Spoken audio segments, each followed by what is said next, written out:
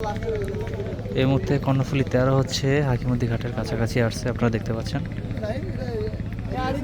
প্রচুর যাত্রী রয়েছে। আজকে 13-র জন্য ওয়েট করতেছে সবাই।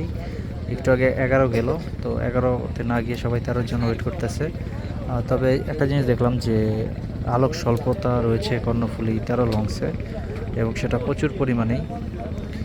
যে এলইডি লাইটগুলো ছিল ম্যাক্সিমাম হচ্ছে জ্বলতেছে না, যার কারণে দেখতে অতটা বেশি ভালো লাগতেছে না লঞ্চটা।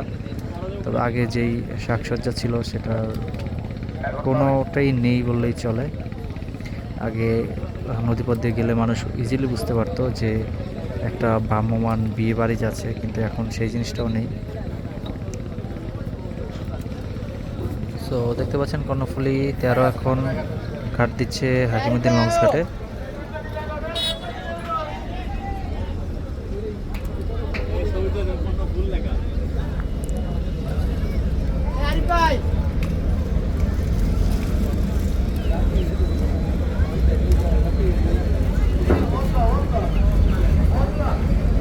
এখন ঘাটে বিলল কর্ণফুলী 13।